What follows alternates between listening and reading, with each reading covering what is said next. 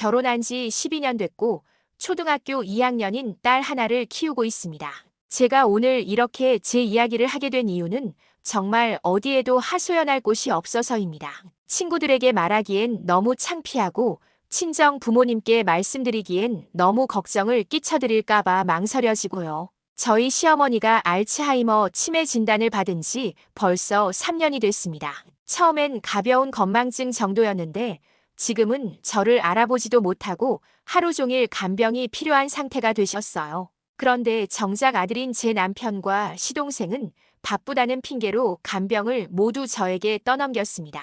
제가 이 모든 걸 감당하면서 남편에게 배신당한 이야기를 들려드릴게요. 남편과 처음 만났을 때만 해도 정말 좋은 사람이라고 생각했어요. 데이트할 때도 항상 배려심이 많았고 제가 힘들어하면 먼저 알아채고 도와주는 그런 사람이었거든요. 특히 시어머니를 소개해줄 때도 제가 너무 긴장하니까 미리 어머니 성격이나 좋아하시는 것들을 자세히 알려주면서 안심시켜 주었어요. 시어머니도 처음엔 저를 정말 예뻐해 주셨어요. 제가 요리를 잘 못한다고 하니까 직접 김치 담그는 법부터 각종 반찬 만드는 법까지 하나하나 가르쳐 주셨고요. 명절 때도 제가 서툴게 하는 걸 탓하지 않으시고 오히려 천천히 배우라고 격려해 주셨죠. 그때만 해도 저는 정말 좋은 시댁에 시집 왔다고 생각했어요. 친구들이 시댁 때문에 스트레스 받는다는 얘기를 들으면 이해가 안 됐을 정도였거든요. 결혼 후 첫 2-3년은 정말 행복했어요.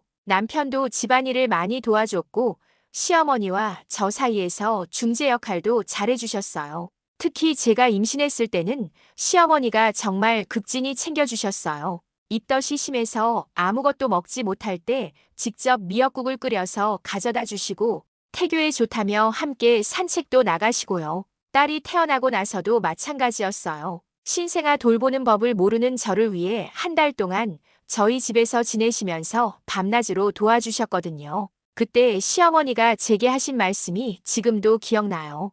우리 딸처럼 키워줄게.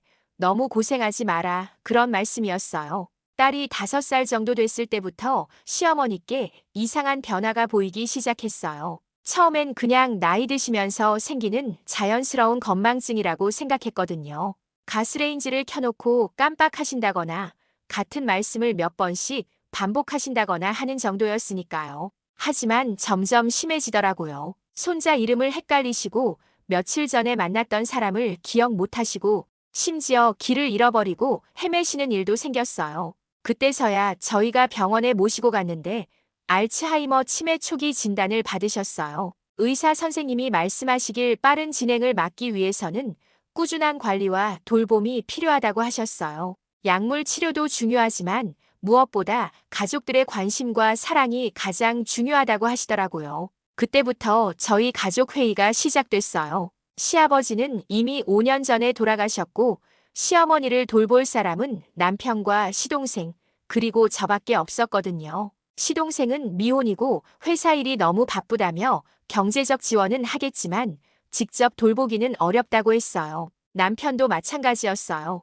자기도 회사에서 중요한 프로젝트를 맡고 있어서 시간을 내기가 어렵다고 하면서 제게 부탁을 했어요. 어머니가 며느리인 나를 가장 좋아하시니까 내가 돌봐드리면 좋겠다고 말이에요. 사실 그때 저도 시어머니를 진심으로 사랑했거든요. 제 친어머니처럼 생각하고 있었고 몸이 아프신데 외면할 수는 없다고 생각했어요. 그래서 기꺼이 간병을 맡겠다고 했죠. 처음엔 시어머니 댁에 주 3회 정도 가서 약 챙겨드리고 식사 준비해드리고 병원 모시고 다니는 정도였어요. 아직 혼자서도 어느 정도 생활이 가능하셨거든요. 그런데 6개월 정도 지나니까 상태가 급속도로 나빠지시더라고요. 하루는 새벽 3시에 시어머니께서 전화를 하셨어요. 누군가 집에 침입했다면서 경찰을 불러달라고 하시는 거예요. 깜짝 놀라서 남편과 함께 달려갔는데 아무도 없었어요. 환각 증상이 시작된 거였죠. 그날부터 저는 거의 매일 시어머니 댁에 가야 했어요. 혼자 두면 위험하다는 의사 선생님 말씀도 있었고요. 남편은 요양원을 알아보자고 했지만 시어머니가 낯선 곳은 싫다고 하시고 비용도 만만치 않았어요. 좋은 요양원은 월 200만 원이 넘었거든요. 결국 시어머니를 저희 집으로 모시기로 했어요. 딸의 방을 시어머니 방으로 들이고 딸은 저희 방에서 함께 자게 됐죠. 그때부터 제 진짜 간병 생활이 시작됐어요.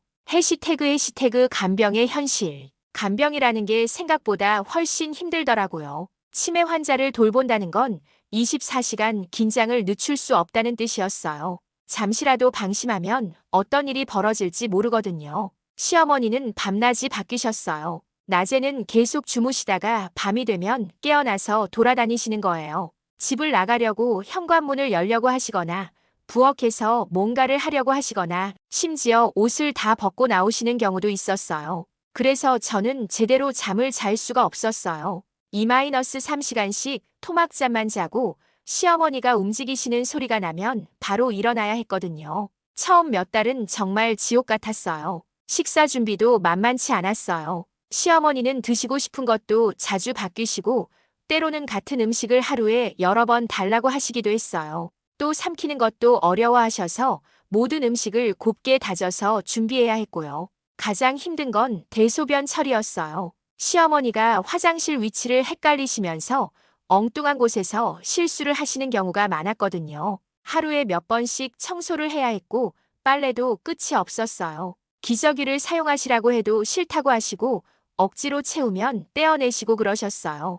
더 힘든 건 감정적인 부분이었어요. 시어머니가 저를 알아보지 못하시는 날이 많아졌거든요. 가끔은 저를 도둑으로 여기셔서 신고하겠다고 소리를 지르시기도 하고 때로는 돌아가신 시어머니의 친어머니로 착각하시기도 했어요. 그런 모습을 보면서 제 마음도 너무 아팠어요. 예전에 저를 그렇게 아껴주시던 분이 이제는 저를 낯선 사람 취급하시니까요. 그래도 저는 최선을 다해서 돌봐드렸어요. 언젠가는 좋아지실 거라는 희망을 가지고 있었거든요. 간병을 시작한 지 1년쯤 됐을 때부터 남편이 달라지기 시작했어요. 처음엔 고생한다며 위로도 해주고 때때로 도와주기도 했는데 점점 무관심해지더라고요. 시어머니가 밤에 소란을 피우셔도 남편은 깨지도 않았어요.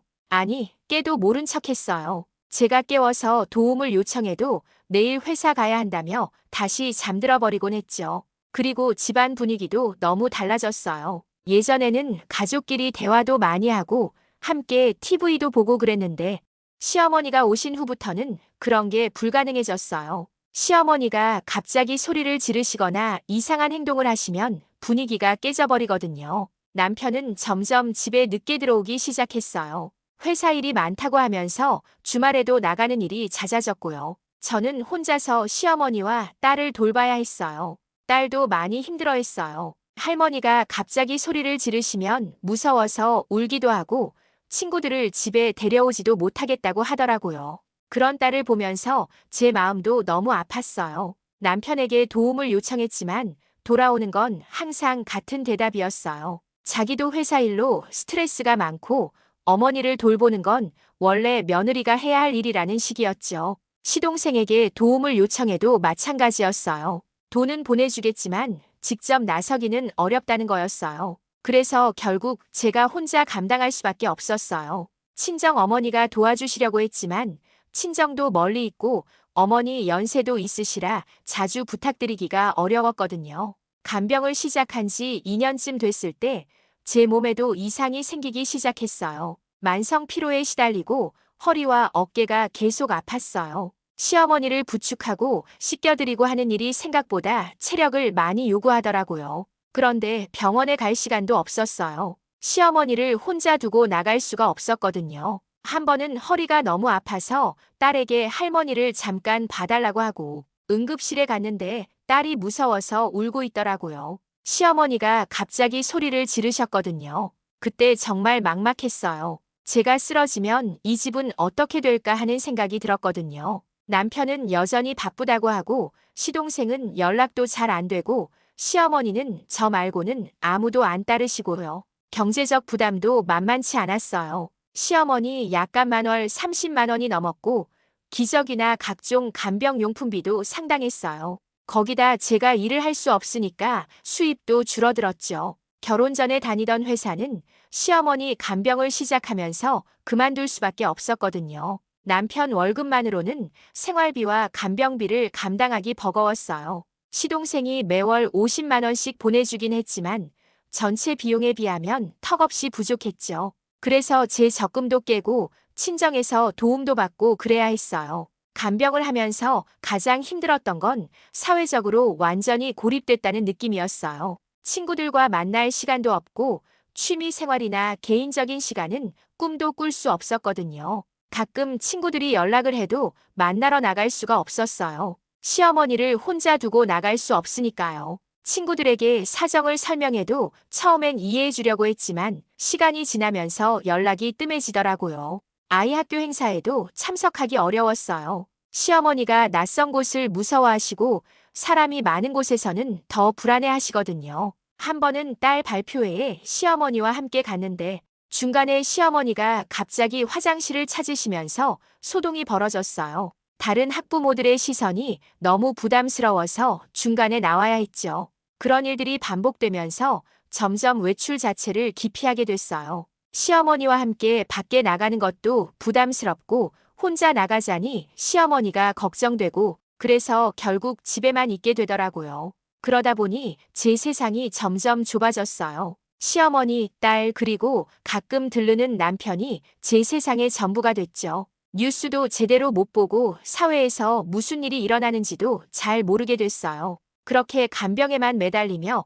2년 반을 보냈을 때였어요. 어느 날 남편 셔츠를 세탁하려고 주머니를 확인하는데 이상한 영수증이 나왔어요. 제가 모르는 레스토랑에서 2인분 식사를 한 흔적이었는데 금액이 15만 원이나 됐어요. 처음엔 그냥 회사 동료와 식사한 거겠거니 했는데 며칠 후에 또 비슷한 영수증이 나왔어요. 이번엔 호텔 카페였는데 역시 2인분이었죠. 그때부터 의심이 들기 시작했어요. 남편에게 물어봤더니 회사 선배와 식사했다고 하더라고요. 그런데 며칠 후 남편 핸드폰에 문자가 왔는데 제가 우연히 봤거든요.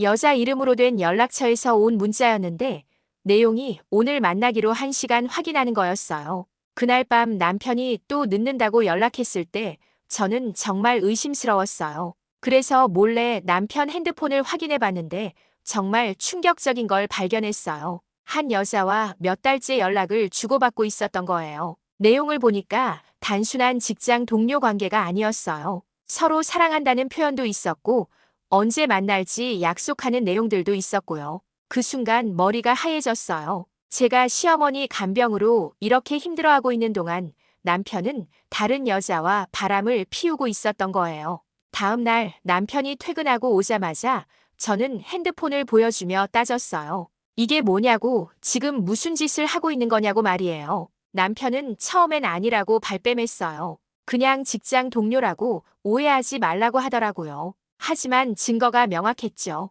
사랑한다는 표현까지 주고받은 문자를 어떻게 직장 동료라고 할 수 있겠어요. 결국 남편이 인정했어요. 그 여자는 남편 회사 후배였고 3개월 전부터 만나기 시작했다고 하더라고요. 남편은 변명을 늘어놓았어요. 집에 오면 스트레스만 받는다고, 시어머니 때문에 집 분위기가 너무 무겁다고, 자기도 힘들다고 말이에요. 저는 정말 기가 막혔어요. 제가 혼자서 시어머니 간병으로 죽어라 고생하고 있는데 그 핑계로 다른 여자를 만났다는 거였어요. 그러면 시어머니 간병은 누가 해야 하냐고, 나 혼자 다 감당하라는 거냐고 소리쳤죠. 남편은 그래도 이혼은 할 수 없다고 했어요. 어머니 때문에라도 딸 때문에라도 가정을 지켜야 한다고 하면서 그 여자와는 정리하겠다고 약속했어요. 하지만 저는 믿을 수가 없었어요. 한번 배신한 사람을 어떻게 믿겠어요. 게다가 그동안 제가 얼마나 힘들었는데 그런 상황에서도 바람을 피웠다는 게 너무 충격적이었거든요.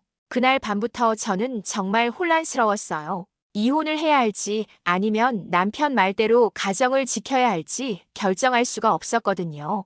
일단 시어머니가 걱정됐어요. 제가 없으면 시어머니를 누가 돌봐드릴까요? 남편은 그동안 간병에 전혀 신경 쓰지 않았고 시동생도 마찬가지였어요. 요양원에 보내자고 하겠지만 시어머니는 낯선 곳을 너무 무서워하세요. 딸도 걱정됐어요. 부모가 이혼하면 딸에게 상처가 될 텐데 그것도 걱정이었거든요. 게다가 혼자서 딸을 키우면서 생활을 해나갈 자신도 없었어요. 간병 때문에 경력이 단절된 지 오래라 다시 취업하기도 어려울 것 같았고요. 하지만 남편에 대한 배신감은 정말 컸어요. 제가 이렇게 힘들어하고 있는 동안 다른 여자와 데이트를 즐겼다는 게 믿어지지 않았거든요. 그동안 제가 얼마나 외롭고 힘들었는데 정작 저를 지켜줘야 할 남편이 저를 배신했다는 게 너무 아팠어요. 남편이 그 여자와 정리하겠다고 약속했지만 저는 믿을 수가 없어서 계속 지켜봤어요. 핸드폰도 수시로 확인하고 퇴근 시간도 체크하고 주말 외출도 감시했어요. 그런데 또 거짓말을 하더라고요. 회사에 일이 있다고 하고 나가서는 그 여자를 만났어요. 제가 남편 회사에 전화해서 확인해 보니까 토요일에는 아무도 출근하지 않았거든요. 그때 정말 절망했어요. 한 번이 아니라 계속 거짓말을 하고 있었던 거예요. 제가 시어머니 간병 때문에 외출도 못하는 걸 이용해서 계속 바람을 피우고 있었던 거죠. 그런 와중에도 시어머니 간병은 계속해야 했어요. 시어머니 상태는 더욱 나빠지셔서 이제는 대화도 거의 불가능했고 걸어 다니시는 것도 위험해졌어요. 휠체어를 타시게 됐는데 그러면서 제가 해야 할 일은 더 많아졌죠. 화장실 일도 이제는 완전히 제가 처리해야 했고 식사도 직접 떠먹여 드려야 했어요. 밤에는 여전히 잠을 제대로 주무시지 못해서 저도 계속 깨어 있어야 했고요. 그런 힘든 상황에서 남편의 배신까지 알게 되니까 정말 견딜 수가 없었어요. 왜 저만 이런 고생을 해야 하는지, 왜 저만 희생해야 하는지 억울했거든요. 이런 상황을 친정 어머니께 말씀드렸더니 정말 화를 내시더라고요. 당장 이혼하라고 그런 남자와 살 필요 없다고 하시면서요. 하지만 동시에 시어머니가 걱정된다고도 하셨어요. 어쨌든 지금까지 정성껏 모셨는데 갑자기 내팽개칠 수는 없지 않겠냐고요. 몇 안 되는 친구 중에 한 명에게도 상황을 얘기했는데 그 친구는 다른 반응이었어요. 요즘 남자들이 다 그렇다고 한 번쯤은 그럴 수 있다고 그보다는 가정을 지키는 게 중요하다고 하더라고요. 시동생에게도 상황을 얘기했는데 시동생은 당황해하면서도 형을 감싸더라고요. 요즘 형이 스트레스가 많아서 그랬을 거라고 이해해달라고 하면서 가정은 지켜야 한다고 했어요. 그러면서 앞으로 어머니 간병에 더 신경 쓰겠다고 했지만 실제로는 달라진 게 없었어요. 주변 사람들의 반응이 제각각이다 보니까 저도 더 혼란스러웠어요. 어떤 게 맞는 선택인지 알 수가 없었거든요.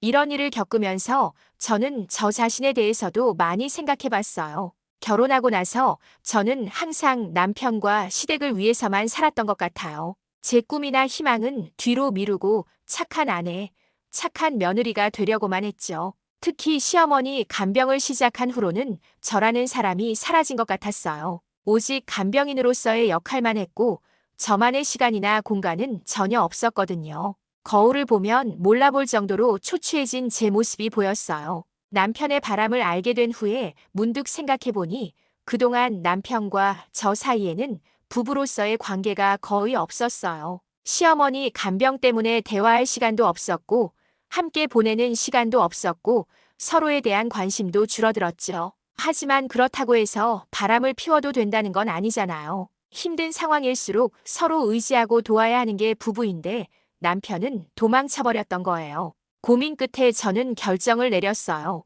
일단 시어머니 간병은 계속하되 남편과는 거리를 두기로 했어요. 완전한 이혼은 아니지만 부부로서의 관계는 정리하기로 한 거죠. 남편에게는 조건을 제시했어요. 앞으로 간병비와 생활비는 모두 남편이 책임지고 저는 시어머니만 돌보겠다고 했어요. 그리고 언젠가 시어머니가 돌아가시면 그때는 이혼을 하겠다고 분명히 말했죠. 남편은 처음엔 반대했지만 결국 받아들였어요. 사실 선택의 여지가 없었거든요. 제가 아니면 시어머니를 돌볼 사람이 없으니까요. 시동생에게도 앞으로는 더 많은 책임을 져야 한다고 말했어요. 매월 보내는 돈도 늘려야 하고 주말에는 직접 와서 도와야 한다고 했죠. 그리고 중요한 결정들은 형제들이 함께 해야 한다고 못 박았어요. 지금은 그렇게 생활한 지 6개월 정도 됐어요. 남편과는 같은 집에 살지만 거의 남남처럼 지내고 있어요. 대화도 꼭 필요한 것만 하고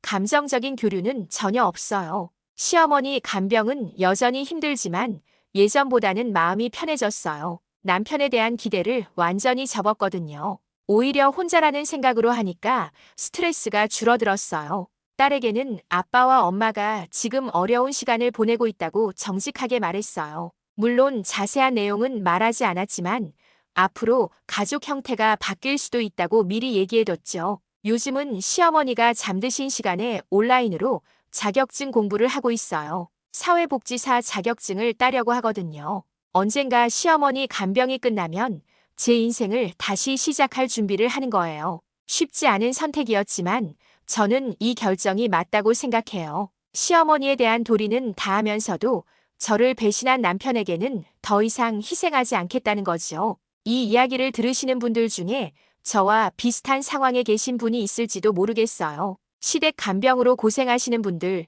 남편의 배신을 당하신 분들께 말씀드리고 싶어요. 우리는 희생만 하며 살 필요가 없어요. 물론 가족에 대한 도리와 책임은 중요하지만 그것 때문에 자신을 완전히 잃어버릴 필요는 없다는 거예요. 저도 아직 완전히 해결된 건 아니지만 적어도 저를 찾아가고 있다는 느낌이 들어요. 그리고 간병이라는 게 한 사람이 모든 걸 감당할 일이 아니에요. 가족 모두가 함께 책임져야 할 일이죠. 며느리라는 이유로, 여자라는 이유로 모든 걸 떠맡을 이유는 없어요. 가장 중요한 건 자신을 사랑하는 거예요. 다른 사람을 위해 희생하는 것도 좋지만 그 전에 자신부터 챙겨야 해요. 그래야 다른 사람도 제대로 돌볼 수 있거든요. 저는 아직도 시어머니를 정성껏 모시고 있어요. 하지만 예전처럼 무조건적인 희생은 하지 않아요. 저도 하나의 인격체이고 저만의 인생이 있다는 걸 잊지 않으려고 해요. 언젠가는 이 힘든 시간이 끝날 거예요. 그때까지 저는 제가 할 수 있는 최선을 다하면서도 저 자신을 잃지 않으려고 해요. 여러분도 힘든 상황에 계시다면 너무 자신을 희생하지만 마시고 자신의 행복도 꼭 챙기시길 바라요.